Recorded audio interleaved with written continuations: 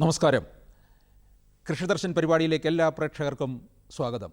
ഇന്നത്തെ കൃഷിദർശനിൽ ചർച്ച ചെയ്യുന്നത് വിഷരഹിത കാർഷിക ഉൽപ്പാദനവും വിപണനവും. ഈ ചർച്ചയിൽ പങ്കെടുക്കുന്നത് എന്നും നമ്മൾക്ക് കൃഷിയെക്കുറിച്ച് സമഗ്രമായ ശാസ്ത്രീയമായി നിർദ്ദേശങ്ങൾ നൽകിക്കൊണ്ടിരിക്കുന്ന ശ്രീ ആർ ഹേലി, അതോടൊപ്പം തന്നെ തിരുവനന്തപുരം വെള്ളായണി കാർഷിക കോളേജിലെ കീടശാസ്ത്ര വിഭാഗം professor doctor Thomas Biju Mathew. ഇരുവർക്കും ചർച്ചയിലേക്ക് സ്വാഗതം. ശ്രീ ആർ ഹേലിയിൽ നിന്ന് തന്നെ ചർച്ച ആരംഭിക്കുകയാണ്. നമുക്ക് നമ്മുടെ ഈ പരമ്പരാഗതമായ ഈ കൃഷി രീതികളിൽ പോലും തന്നെ ഈ വിഷാംശം കലർന്നു തുടങ്ങിയല്ലേ? നമ്മളിപ്പോൾ ഏറെ കാലമായിട്ട് മുറവിളി കൂട്ടിക്കൊണ്ടിരിക്കുന്നതാണ് ഈ വിഷരഹിതം ആയിട്ടുള്ള ഭക്ഷണം എന്നുള്ളത്.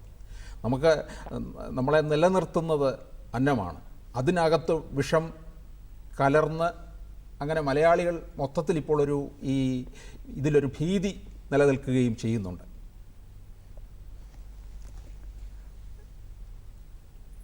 വിളകളെ സംരക്ഷിക്കാനായിട്ട് കീടനാശിനികൾ പ്രയോഗിക്കുമ്പോഴും അതുപോലെ തന്നെ വിളവ് വർദ്ധിപ്പിക്കുന്നതിന് വേണ്ടി രാസവളങ്ങൾ ചേർക്കുന്നതും വഴിയായിട്ടാണ് രാസവസ്തുക്കൾ കൂടുതലായി കൃഷിയിലേക്ക് കടന്നു വരുന്നത്. കീടനാശിനികളുടെ ഉപയോഗം വളരെ വിപുലമായി അനിയന്ത്രിതമായി പടർന്നതുകൊണ്ടാണ് പലയിടത്തും വലിയ ദുരിതങ്ങൾ തന്നെ ഇതുപോലെ ഉണ്ടായിട്ടുള്ളത്. പക്ഷേ ഇതിൽ നമുക്കൊരു ആശ്വാസം നൽകുന്ന ഒരു കാര്യം, ധാന്യങ്ങളുടെ മേൽ വലുതായി കീടനാശിനി പ്രയോഗിക്കുന്നില്ല എന്നുള്ളതാണ്. ഇന്ത്യയിൽ നമ്മൾ ഏതാണ്ട് 20 കോടി ടൺ ധാന്യം ഉപയോഗിക്കുന്നുണ്ട്. അപ്പോൾ അരിയിലും ഗോതമ്പിലും എല്ലാം വളരെയല്ല കീടനാശിനിയുടെ അംശം തീരെ കുറവാണ്. അതൊരു വലിയ ആശ്വാസമാണ്. പക്ഷേ കൂടുതലായി കീടനാശിനിയുടെ അംശം നമുക്ക് ദോഷം ചെയ്യുന്നത് പഴം, പച്ചക്കറി തുടങ്ങിയ വിഭവങ്ങളിലാണ്. ഇതിനെ സമർത്ഥമായി നിയന്ത്രിക്കുന്നതിന് കൃഷിക്കാരെ മാത്രം പ്രാപ്തരാക്കിയാൽ പോരാ, അതിൻ്റെ വിപണന മേഖലയിലും നമ്മുടെ ശ്രദ്ധ കടന്നു ചെല്ലണം. അതൊരു സമഗ്രമായ പരിപാടിയാണ്. അതിന് ബോധവൽക്കരണം മാത്രമല്ല, ശക്തിയേറിയ നിയമങ്ങളും അവയുടെ ശക്തിയേറിയ നടത്തിപ്പും അത്യന്താപേക്ഷിതമാണ്. അപ്പോൾ അതിനു വേണ്ടിയിട്ട് പല പദ്ധതികളും പല പരിപാടികളും ഗവൺമെൻറ് തയ്യാറാക്കുന്നുണ്ട്, അത് നടപ്പിലാക്കുന്നുമുണ്ട്. ഇതിനെക്കുറിച്ച് ഒരുപക്ഷെ കൂടുതൽ പറയാൻ സാധിക്കുന്ന ഡോക്ടർക്കായിരിക്കും. അതെ, ഇദ്ദേഹം ശ്രീ ഹേലി പറഞ്ഞതനുസരിച്ച് ഉൽപാദനം, വിപണനം, അതുകൂടാതെ ഉപഭോഗം വരെ നിൽക്കുകയാണ് ഈ അത് പോവുകയാണ്. അപ്പോൾ അവിടെ വരെ വിഷാംശം ഇങ്ങനെ നിൽക്കുകയാണ്. അതിൽ നിന്നൊക്കെ അതിനെ വിഷരഹിതമാക്കി മാറ്റണമെന്നുണ്ടെങ്കിൽ ഇപ്പോൾ എന്താണ് ഈ കീടശാസ്ത്ര വിഭാഗത്തിൻ്റെ ഒരു റോള് തന്നെ ഉണ്ടല്ലോ ഇതിനകത്തല്ലേ? സാറ് പറഞ്ഞതുപോലെ കീടനിയന്ത്രണത്തിന് കീടനാശിനികൾ ഉപയോഗിക്കുന്നു. പക്ഷെ കീടനാശിനി എന്നുള്ള വാക്ക് തന്നെ ജീവനാശിനി, കീടം എന്ന് പറയുന്നത് ജീവനുള്ളവയെ കൊല്ലാൻ വേണ്ടിയിട്ട് കൃത്രിമമായിട്ട് ഉണ്ടാക്കിയിരിക്കുന്ന രാസവസ്തുക്കളാണ് കീടനാശിനി. അതാണ് മനുഷ്യൻ്റെയും മൃഗങ്ങളുടെയും ഒക്കെ ജീവന് ദോഷമായിട്ടുള്ള ഈ കീടനാശിനികളുടെ ഉപയോഗത്തെ പറ്റിയുള്ള അതിൻ്റെ ദൂഷ്യഫലങ്ങൾ ഇപ്പോഴാണ് നമ്മൾ കൂടുതൽ മനസ്സിലാക്കിക്കൊണ്ടിരിക്കുന്നത്.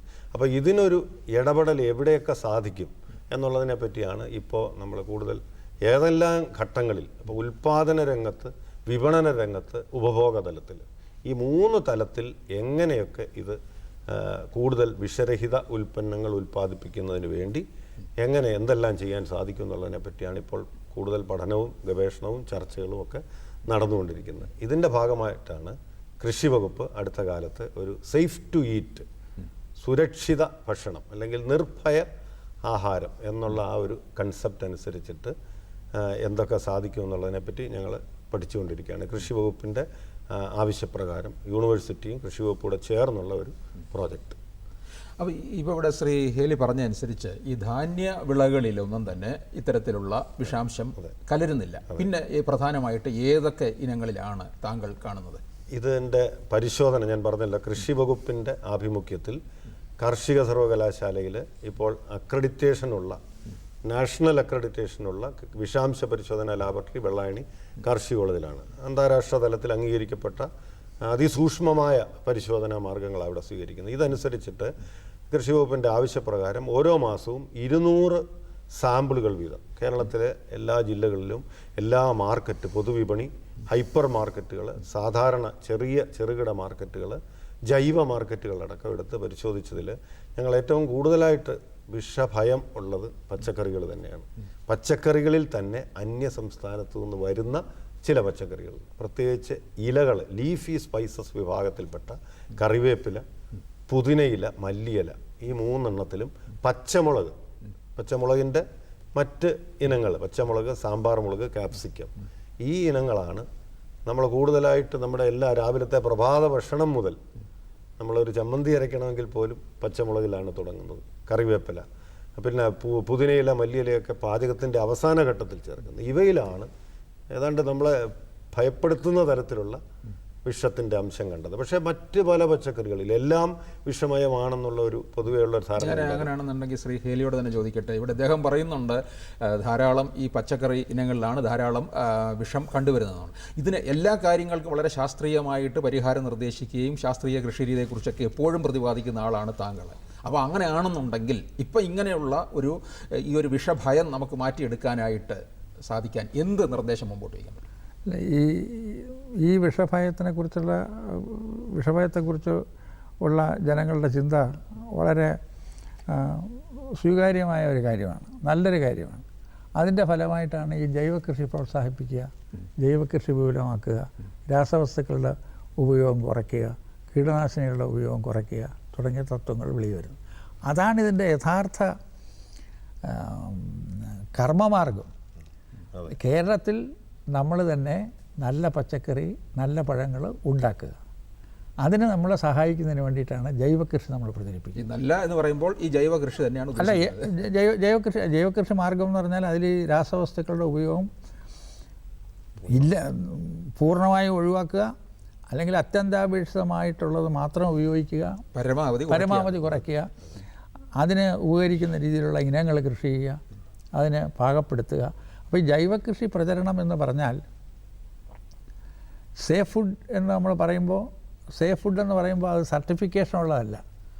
ഒരു ഉൽപ്പന്നത്തിനെ അല്ല സർട്ടിഫൈ ചെയ്യുന്ന തോട്ടത്തിനെയാണ്. ആ ജൈവത്തോട്ടത്തിൽ നിന്ന് വരുന്ന എല്ലാ ഭൂവങ്ങളും, ചാണകം വരെ ജൈവമാണ്.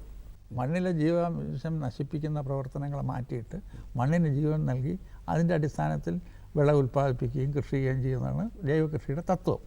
അപ്പോൾ അതിലേക്ക് നമ്മൾ വരുന്ന സമയത്ത് വൻ രീതിയിലുള്ള ബോധവൽക്കരണം ആവശ്യമാണ്. ബോധവൽക്കരണത്തോടൊപ്പം തന്നെ വൻ രീതിയിലുള്ള സഹായങ്ങളും കൃഷിക്കാർക്ക് നൽകണം. ജൈവ രീതിയിൽ ഉൽപ്പാദിപ്പിക്കുമ്പോൾ വിളവ് കുറയും, അപ്പോൾ ആദായം കുറയും. അപ്പോൾ നല്ല ഭക്ഷണം ജനങ്ങൾക്ക് നൽകണം, വിഷരഹിതമായ ഭക്ഷണം ജനങ്ങൾക്ക് നൽകണമെന്നുള്ള നയം ഗവൺമെൻറ് എടുക്കുന്ന സമയത്ത് കൃഷിക്കാരെ അതിന് പ്രാപ്തരാക്കാനുള്ള അതിബൃഹത്തായ ഒരു യത്നം കൂടെ അതിൻ്റെ പിന്നിൽ വരണം. അതിന് സഹായിക്കുന്നതാണ് ഡോക്ടർ പറഞ്ഞ കാര്യം. കൃഷിക്കാരൻ എപ്പോഴും അദ്ദേഹം മുടക്കിയ പണം അത് തിരിച്ചു പിടിക്കണം എന്നുള്ള ഒരു ലാഭേച്ഛ ഇതിന് പിന്നിലുണ്ടല്ലോ. അല്ല, ലാഭേച്ഛമല്ല, അദ്ദേഹത്തിൻ്റെ ജീവിതം കൃഷിയിൽ നിന്ന് കിട്ടുന്ന വിഭവങ്ങളിൽ നിന്ന് കിട്ടുന്ന ആദായം കൊണ്ടിട്ടാണ്. ഇപ്പം നമ്മളിപ്പോൾ സർക്കാർ ഉദ്യോഗസ്ഥനാണെങ്കിൽ അദ്ദേഹത്തിൻ്റെ ശമ്പളമാണ് അദ്ദേഹത്തിൻ്റെ ആദായം. അപ്പോൾ അതുപോലെ കൃഷിക്കാരൻ അദ്ദേഹത്തിൻ്റെ വിഭവങ്ങൾ വിറ്റ് അതിൽ നിന്ന് ആദായം എടുക്കണമെന്ന് പറയുന്നത് ഒരു കുറ്റകൃത്യമല്ല, അതൊരു പൊതുനീതിയാണ്. അപ്പോൾ കൃഷിക്കാരനെ ജൈവകൃഷിയിലേക്ക് നമ്മൾ നയിക്കുമ്പോൾ, രാസകൃഷിയിൽ നിന്ന് കൃഷിക്കാരനെ ജൈവകൃഷിയിലേക്ക് നയിക്കുമ്പോൾ കൃഷി കൂടുതൽ ആദായകരമായി തീരാനുള്ള വൻപിച്ച പരിപാടികൾ അതോടൊപ്പം ഉണ്ടാകണമെന്നാണ്. അതിന് ഗവൺമെൻറ് യൂണിവേഴ്സിറ്റി എന്ത് ചെയ്യുന്നു എന്നാണ് ഡോക്ടർ. ശ്രീ ബിജി, അത് അങ്ങനെയാണെന്നുണ്ടെങ്കിൽ ഈ ജൈവ കൃഷി അതൊക്കെ എത്രത്തോളം പ്രായോഗികമാകും ഇന്നത്തെ ഈ ഒരു കാലത്ത്? ജൈവകൃഷി ഏറ്റവും പ്രചരിപ്പിക്കുന്നതിനും സാറ് പറഞ്ഞതുപോലെ കർഷകർക്ക് എല്ലാവിധ പ്രോത്സാഹനം കൊടുക്കുന്നതിനുമുള്ള ഒരു നയമാണ്, കാർഷിക നയമാണ് നമ്മുടെ കൃഷി വകുപ്പ് ഇപ്പോൾ നടപ്പാക്കിക്കൊണ്ടിരിക്കുന്നത്. അതിനുവേണ്ടി ഒട്ടനവധി പദ്ധതികൾ, പച്ചക്കറി വികസന പദ്ധതി, വെജിറ്റബിൾ മിഷനുണ്ട്, സ്റ്റേറ്റ് ഹോർട്ടിക്കൾച്ചർ മിഷൻ്റെ പ്രോഗ്രാമുണ്ട്, വെജിറ്റബിൾ ആൻഡ് ഫ്രൂട്ട് പ്രൊമോഷൻ കൗൺസിലുണ്ട്. അപ്പോൾ ഈ ഒട്ടനവധി ഏജൻസികൾ കർഷകരെ ഈ വിധത്തിലുള്ള ശരിയായ കാർഷിക മുറകൾ അഭ്യസിപ്പിച്ച് കീടനാശിനികളിൽ നിന്നും രാസവസ്തുക്കളിൽ നിന്നും പിന്മാറിക്കൊണ്ട് മറ്റ് പ്രകൃതി സൗഹൃദ ഉപാധികളിലേക്ക് കൂടുതൽ ആകർഷിപ്പിക്കുന്നതിനുള്ള ശ്രമങ്ങൾ നടക്കുന്നുണ്ട്. എന്നാൽ ഈ പരിപൂർണമായിട്ടുള്ള ഒരു ട്രാൻസിഷൻ പൂർണ്ണമായിട്ടും അത്ര എളുപ്പത്തിൽ സാധിക്കുന്നില്ല എങ്കിലും ആ ഒരു സ്റ്റേജിലാണ് ഇപ്പോൾ നമ്മുടെ രാജ്യത്തെ കർഷകർ നിൽക്കുന്നത്. അപ്പോൾ ഈ നഷ്ടപ്പെട്ടു പോയ ഈ ഫലഭൂയിഷ്ഠത തിരിച്ചു പിടിക്കാൻ അല്പം പ്രയാസമാണെന്നുള്ളതാണല്ലേ? അതെ, പ്രത്യേകിച്ച് സാറ് പറഞ്ഞ പോലെ ജൈവ കൃഷിയുടെ അടിസ്ഥാനം എന്ന് പറയുന്നത് അതിനൊരു സർട്ടിഫിക്കേഷനുണ്ട്. ഈ സർട്ടിഫിക്കേഷൻ അന്താരാഷ്ട്ര തലത്തിൽ തന്നെ അംഗീകരിക്കപ്പെട്ടിട്ടുള്ള ഓഡിറ്റിംഗ് വേണ്ടതാണ്.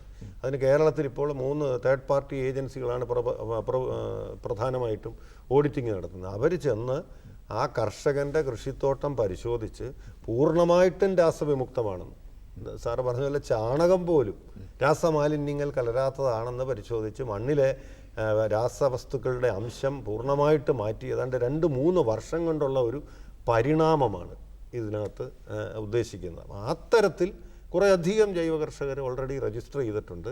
അപ്പോൾ കേരളത്തിലെ മുഴുവൻ കർഷകരും ഈ രീതിയിൽ വരാൻ വേണ്ടിയിട്ടാണ് കൃഷി വകുപ്പ് ആഗ്രഹിക്കുന്നത്. കർഷക സർവകലാശാലയും കൃഷി വകുപ്പും ചേർന്ന് അതിന് വേണ്ടുന്ന പിന്തുണയും സഹായങ്ങളും ഒക്കെ നൽകിക്കൊണ്ടിരിക്കുകയാണ്. എന്നാൽ അത് എത്രമാത്രം ഫലപ്രദമാകും എന്നുള്ളത് നമുക്കിനി കാത്തിരുന്ന് തുടർന്ന്. ചാണകം പോലും ഈ വിഷരഹിതമാണോ എന്ന് നോക്കണമെന്ന് പറയുമ്പോഴേ പശു കഴിക്കുന്ന പുല്ല് പോലും വിഷാംശം കലർന്ന് നിൽക്കുകയാണ്. തീർച്ചയായിട്ടും അതാണ്. അപ്പോൾ അങ്ങനെ വരുമ്പോൾ അത് മൊത്തത്തിൽ പ്രശ്നം ഉണ്ടാകും എന്നുള്ളത് തന്നെയാണ്. ഇപ്പോൾ കേരളത്തിനെ സംബന്ധിച്ചിടത്തോളം സംഗതി, കേരളത്തിലെ ബഹുജനങ്ങൾക്കെല്ലാം തന്നെ വിഷരഹിത അല്ലെങ്കിൽ വിഷാംശങ്ങൾ ഉപയോഗിച്ചിട്ടില്ലാത്ത പഴവും പച്ചക്കറിയും ധാന്യങ്ങളും എല്ലാം കിട്ടണമെന്ന് വളരെ ആഗ്രഹമുള്ള ആളുകളാണ്. അക്കാര്യത്തിൽ നമ്മൾ വളരെ വിജയിച്ചിട്ടുണ്ട്. ജനങ്ങളുടെ ഇടയിൽ അത് മാധ്യമങ്ങളെല്ലാം അതിന് വൻപിച്ച പങ്കെടുത്തിട്ടുണ്ട്. പക്ഷേ അതിലുള്ള ഒരു പ്രധാനപ്പെട്ട കാര്യം, ഇപ്പോൾ ധാന്യങ്ങളുടെ മേഖലയിൽ നമ്മളിപ്പോൾ വളരെ അമ്പരക്കേണ്ട കാര്യമില്ല എന്നാണ് പ്രൊഫസർ പറയുന്നത്. യഥാർത്ഥത്തിൽ ശരിയാണ്. കാരണം അതെല്ലാം തന്നെ കഴുകി എടുത്തതിന് ശേഷം വേവിച്ചതിന് ശേഷം കഴിക്കുന്നതുകൊണ്ട് ഒരുപാട് മാറ്റങ്ങൾ വരും. അതേസമയം പഴം പച്ചക്കറികളുടെ മേഖലയിൽ ജൈവ കൃഷിയുടെ പ്രസക്തി പൂർവാധികം വർദ്ധിപ്പിക്കണം. അവിടെയാണ് ഏറ്റവും മാരകമായ കീടനാശിനികൾ കടന്നു ചെയ്യുന്നത്.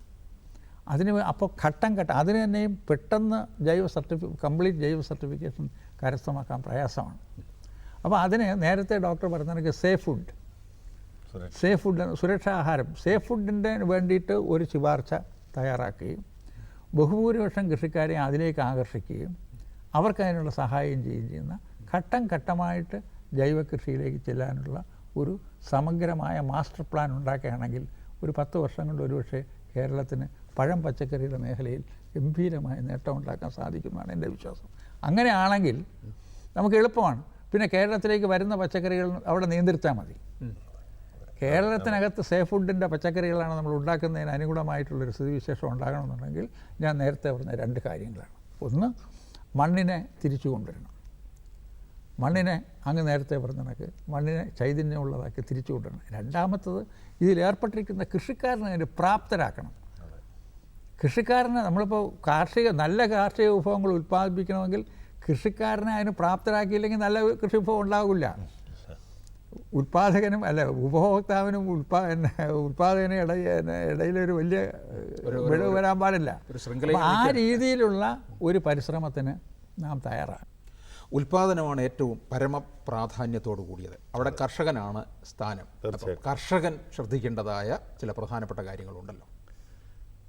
ശരിക്കും പരമ്പരാഗത കൃഷി, നമ്മുടെ പൂർവികർ തുടർന്നു വന്നിരുന്ന കൃഷിയുടെ അടിസ്ഥാനം എന്ന് പറയുന്നത് കൃഷി മേഖലയിൽ കഴിയുന്നതും ഇത്തരം നമുക്ക് പ്രകൃതിക്ക് ദോഷമുണ്ടാക്കുന്ന വസ്തുക്കളുടെ ഉപയോഗം പരമാവധി കുറച്ചിട്ട് തീരെ നിവൃത്തിയില്ലാത്തപ്പോൾ മാത്രം ഉപയോഗിക്കുക. അതിനുവേണ്ടി ചെയ്യാവുന്ന വിത്തിടുന്നത് മുതൽ വിളവെടുക്കുന്നത് വരെയുള്ള വിവിധ കാലഘട്ടത്തിൽ തുടർച്ചയായ നിരീക്ഷണം നടത്തുന്ന വഴി കീടബാധയോ രോഗബാധയോ ഉണ്ടെങ്കിൽ തുടക്കത്തിൽ തന്നെ അതിന് വേണ്ടുന്ന മുൻകരുതലുകളും നടപടികളും എടുത്താൽ, പ്രത്യേകിച്ച് ജൈവികമായിട്ടുള്ള മാർഗങ്ങളുണ്ട്. കൃഷിമുറകളിൽ ചില മാറ്റങ്ങൾ വരുത്താം. ജൈവിക കീടനാശിനികൾ ലഭ്യമല്ലെങ്കിൽ ഇപ്പോൾ പുത്തൻ തലമുറ കീടനാശിനികളുണ്ട്. പച്ച ത്രികോണം അടയാളപ്പെടുത്തിയിട്ടുള്ള വളരെ സുരക്ഷിതമായിട്ടുള്ള കീടനാശിനികളുണ്ട്. ഇതിൻ്റെ എല്ലാം ഡോസുകൾ മുൻപ് ഉപയോഗിച്ചിരുന്ന കീടനാശിനികളുടെ അളവിൻ്റെ 10-1 ഡോസ് മാത്രം മതി. വളരെ ഫലപ്രദവുമാണ്, പരിസ്ഥിതിക്ക് ദോഷം തട്ടാത്തതാണ്, മിത്രജീവികൾക്ക് ദോഷം തട്ടാത്തതാണ്. ഇതിൻ്റെ ഉപയോഗമാണ് പ്രചരിപ്പിക്കാനായിട്ട് ഇപ്പോൾ സർവകലാശാലയും കൃഷി വകുപ്പും ഒക്കെ ചേർന്ന് പല സംരംഭങ്ങളിൽ കൂടെ നല്ല കാർഷിക മുറ ശരിയായ കാർഷിക മുറയിലെ ഒരു ഇൻ്റഗ്രൽ കോമ്പണൻ്റായിട്ട് ഇത്തരം പ്രകൃതി സൗഹൃദ കീടനാശിനികളുടെ ഉപയോഗം വർദ്ധിപ്പിക്കുകയാണ്. അതിൻ്റെ എല്ലാം അടിസ്ഥാനം നിരീക്ഷണമാണ്, തുടർച്ചയായ നിരീക്ഷണം. അവിടെ ഏതെങ്കിലും ഒരു കീടമോ രോഗമോ പ്രത്യക്ഷപ്പെട്ടാൽ അപ്പോൾ തന്നെ അതിൻ്റെ ആ അളവ് ക്രമീകരിക്കുന്ന രീതിയിലുള്ള മാർഗ്ഗങ്ങൾ എടുക്കുക. പിന്നെ രാസേതര മാർഗ്ഗങ്ങൾ ഒട്ടനവധിയുണ്ട്. കായീച്ചകളെ നിയന്ത്രിക്കാനായിട്ട് ഫെറമോൺ കണികൾ ലഭിക്കുന്നുണ്ട്. അതേപോലെ മറ്റ് പല സസ്യജ കീടനാശിനികൾ, വേപ്പധിഷ്ഠിത കീടനാശിനികളുണ്ട്. സസ്യ എണ്ണകളുടെ മിശ്രിതം ചേർത്തിട്ട് വളരെ ഫലപ്രദമായിട്ട് ചെയ്യാം. കെണികളുണ്ട്, പലതരത്തിലുള്ള കെണികളുണ്ട്. ഇതെല്ലാം ലഭ്യമാക്കണം. ഇതെല്ലാം ഒരു അളവിലൊക്കെ ലഭ്യമാണ്. പക്ഷേ മറ്റ് രാസകീടനാശിനികളെ പോലെ പ്രചാരമില്ല. അതിനെപ്പോലെയുള്ള ആ ലഭ്യതയും കർഷകരുടെ വിശ്വാസവും. അപ്പോൾ അവരതിനെ കൂടുതൽ പരീക്ഷിച്ച് ഫലപ്രദമാണെന്ന് ബോധ്യപ്പെടുമ്പോൾ സ്വാഭാവികമായിട്ടും ഇതിൽ നിന്ന് ഒരു മാറ്റം സാധിക്കും. അങ്ങനെ ഘട്ടം ഘട്ടമായിട്ട് ഈ നമുക്ക് ദോഷമുണ്ടാക്കുന്ന സാധനങ്ങളെ ഒഴിവാക്കി സുരക്ഷിതമായ കൃഷിയും സുരക്ഷിതമായ ഭക്ഷണവും ഉൽപ്പന്നവും ഉറപ്പാക്കാൻ സാധിക്കും.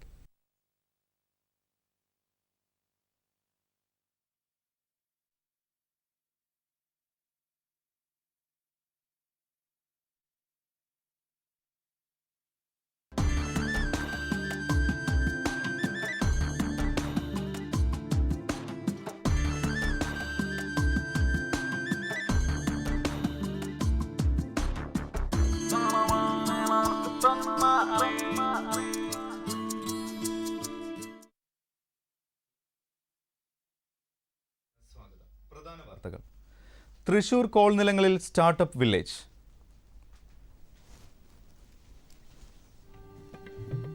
കയർ ഉൽപ്പന്ന നിർമ്മാണ സംരംഭകർക്ക് വാർഷിക അവാർഡിന് അപേക്ഷിക്കാം.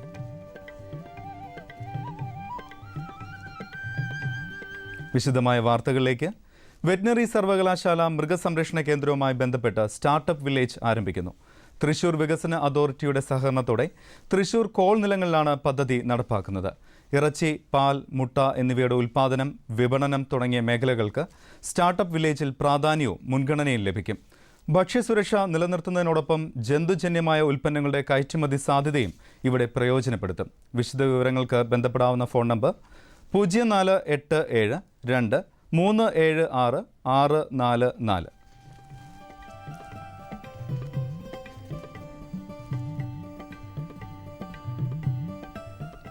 നാളികേര വികസന ബോർഡ് നേര്യമംഗലത്തുള്ള വിത്തുൽപാദന തോട്ടത്തിൽ തെങ്ങിൻ്റെ വിവിധ സങ്കരമാർഗ്ഗങ്ങളും സങ്കര വിത്തുൽപാദനവും ആസ്പദമാക്കി 1 മാസത്തെ സർട്ടിഫിക്കറ്റ് കോഴ്സ് നടത്തുന്നു. അപേക്ഷകർ 18-നും 45-നും മധ്യേ പ്രായമുള്ളവരും ഹയർ സെക്കൻഡറി തലത്തിൽ ബയോളജി മുഖ്യ വിഷയമായോ അല്ലെങ്കിൽ VHSC അഗ്രികൾച്ചറോ പഠിച്ചവർക്ക് ആയിരിക്കണം. പരിശീലനം ഈ മാസം 20-ന് ആരംഭിക്കും. താൽപ്പര്യമുള്ളവർ വിശദമായ ബയോഡേറ്റ സഹിതം ഇനി പറയുന്ന വിലാസത്തിൽ അപേക്ഷിക്കുക. അസിസ്റ്റന്റ് ഡയറക്ടർ, നാളികേര വികസന board, DSP farm, Neriamangalam, Ernakulam. Phone number 0485 2 55 4240. Mobile number 94 472 72547.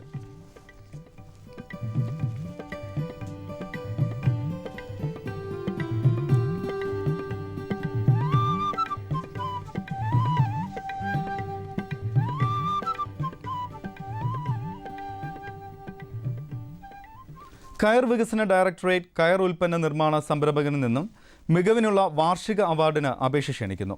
അപേക്ഷകൾ കയർ പ്രോജക്റ്റ് ഓഫീസിൽ മെയ് 31-ന് മുമ്പായി ലഭിക്കണം. കൂടുതൽ വിവരങ്ങൾക്ക് കയർ വകുപ്പിൻ്റെ സർക്കിൾ ഓഫീസുകളുമായി ബന്ധപ്പെടുക. വെള്ളയാണി കാർഷിക കോളേജിലെ സസ്യരോഗ വിഭാഗത്തിൻ്റെ ആഭിമുഖ്യത്തിൽ സ്റ്റേറ്റ് ഹോർട്ടിക്കൾച്ചർ മിഷന്റെ സഹായത്തോടെ കുട്ടികൾക്ക് കൂൺ കൃഷിയിൽ പരിശീലനം നടത്തിവരുന്നു. മെയ് 24 വരെയാണ് പരിശീലനം. താൽപ്പര്യമുള്ള കുട്ടികൾ സസ്യരോഗ വിഭാഗം പ്രൊഫസർ ഡോക്ടർ GG ദാസിൻ്റെ ഓഫീസിൽ പേര് രജിസ്റ്റർ ചെയ്യണം. തിരുവനന്തപുരം ജില്ലയിലെ ശ്രീകാര്യം, അണ്ടൂർക്കോണം, ആറ്റിപ്ര, ഉള്ളൂർ എന്നീ സ്ഥലങ്ങളിൽ ഒരു പ്രത്യേകതരം കറുത്ത പുഴുവിൻ്റെ ആക്രമണം ശ്രദ്ധയിൽപ്പെട്ടിട്ടുണ്ട്. തേക്ക് മരങ്ങളെയാണ് ഇവ വളരെ അധികമായി ആക്രമിക്കുന്നത്. ചെറിയ തോതിൽ രോമമുള്ള ഈ പുഴുക്കൾ ചിലപ്പോൾ മനുഷ്യരിൽ ചൊറിച്ചിൽ പോലെയുള്ള അസ്വസ്ഥത ഉണ്ടാക്കാൻ സാധ്യതയുണ്ട്. അതിനാൽ ഇനി പറയുന്ന മുൻകരുതലുകൾ സ്വീകരിക്കുക.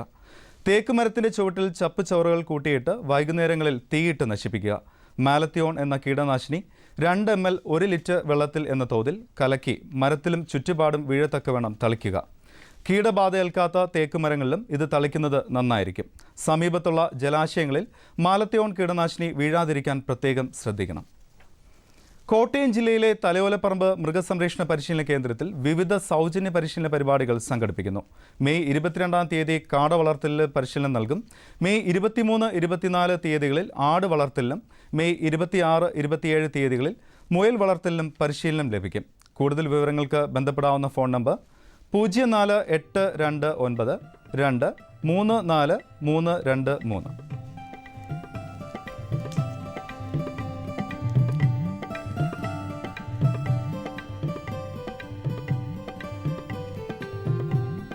ഇനി കമ്പോള നിലവാരം. വെളിച്ചെണ്ണ കൊച്ചി ക്വിൻ്റലിന് 15,900 രൂപ, കോഴിക്കോട് 16,200, തൃശൂർ 15,950. കൊപ്ര കൊച്ചി 11,200, കോഴിക്കോട് 10,700, തൃശൂർ 10,845. കുരുമുളക് അൺഗാർബിൾഡ് 71,500, ഗാർബിൾഡ് 73,500. ചുക്ക് മീഡിയം 35,000, ബെസ്റ്റ് 36,500. മഞ്ഞൾ സേലം 7,400, ഈറോഡിൽ 8,100. അടയ്ക്ക പുതിയത് 17,000 രൂപ മുതൽ 18,000 വരെ. Kochi rubber RSS 5 14,300, rubber RSS 4 14,550. Kottayam rubber RSS 5 14,300, rubber RSS 4 14,500. കമ്പോള നിലവാരം കൊച്ചിയിൽ.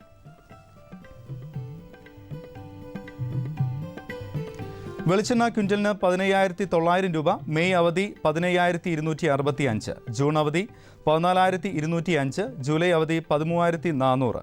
കൊപ്ര 11,200, പിണ്ണാക്ക് എക്സ്പെല്ല 2,850, റോട്ടറി 3,000. കുരുമുളക് അൺഗാർബിൾഡ് 71,500, ഗാർബിൾഡ് 73,500. ചുക്ക് മീഡിയം 35,000, ചുക്ക് ബെസ്റ്റ് 36,500. മഞ്ഞൾ നാടൻ 6,200. അടയ്ക്ക പുതിയത് 17,000 രൂപ മുതൽ 18,000 വരെ. ജാതിക്ക തൊണ്ടൻ കിലോഗ്രാമിന് 275 മുതൽ 300 രൂപ വരെ. ജാതിക്ക തൊണ്ടില്ലാത്തത് 525 മുതൽ 575 വരെ. ജാതിപത്രി 800 മുതൽ 900 വരെ. ഗ്രാമ്പു 950 മുതൽ 1,145 രൂപ വരെ. റബ്ബർ RSS 5 ക്വിൻ്റലിന് 14,300 രൂപ, റബ്ബർ RSS 4 14,550. ഒട്ടുപാൽ 10,600, ലാറ്റക്സ് 10,800.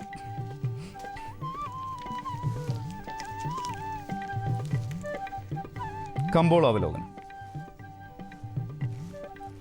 ഇന്നലെ വൻ ആവേശം അലയടിച്ച റബ്ബറിൽ ഇന്ന് കാര്യമായ ചലനം അനുഭവപ്പെട്ടില്ല. ഉയർന്ന വില പ്രതീക്ഷിച്ച് സ്റ്റോക്കിസ്റ്റുകൾ ഷീറ്റ് നീക്കം കുറച്ചെങ്കിലും ഡിമാൻഡ് ചുരുങ്ങിയതിനാൽ 4ാം ഗ്രേഡ് 14,550 രൂപയിലും 5ാം ഗ്രേഡ് 14,300 രൂപയിലും നിലകൊണ്ടു. കാലാവസ്ഥയിലെ മാറ്റം റബ്ബർ ടാപ്പിംഗ് പുനരാരംഭിക്കാനുള്ള സാഹചര്യം ഒരുക്കുകയാണ്. കുരുമുളക് വ്യാപാര രംഗം വീണ്ടും സജീവമായി. ഡൽഹി, കാൺപൂർ, ഗോളിയാർ തുടങ്ങിയ ഭാഗങ്ങളിൽ നിന്ന് അന്വേഷണങ്ങളെത്തി. അതേസമയം വിദേശ ഓർഡറുകളുടെ അഭാവം മൂലം കയറ്റുമതിക്കാർ ഉൽപ്പന്നത്തിൽ താൽപ്പര്യം കാണിച്ചില്ല. ഗാർബിൾഡ് മുളക് 73,500-ലാണ് വ്യാപാരം തുടങ്ങിയത്. ഏലക്ക സീസൺ അടുത്തതോടെ ലേല കേന്ദ്രങ്ങളിൽ നിരക്ക് താഴ്ന്നു. ശാന്തൻപാറയിൽ നടന്ന ലേലത്തിൽ മികച്ച ഇനങ്ങൾക്ക് 1,000 രൂപയിൽ നിർണായക താങ്ങ് നഷ്ടപ്പെട്ട് കിലോ 999 നീങ്ങി. ശരാശരി ഇനങ്ങൾ 813 രൂപയിൽ ലേലം കൊണ്ടു. നാളികേര ഉൽപ്പന്ന വിപണി സ്റ്റഡിയായി നിലകൊണ്ടു. വെളിച്ചെണ്ണ 15,900-ലും കൊപ്ര 11,200 രൂപയിലും ക്ലോസിംഗ് നടന്നു. ഇനി കാലാവസ്ഥ.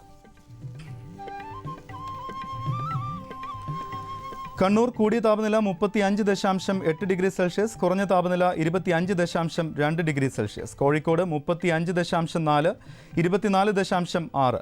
കൊച്ചി 33.8, 24.2. ആലപ്പുഴ 34, 27.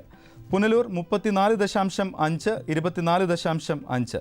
Thiruvananthapuram 33.1, 27.6 degree Celsius. ഇന്നത്തെ കാർഷിക വാർത്തകൾ സമാപിക്കുന്നു. നമസ്കാരം.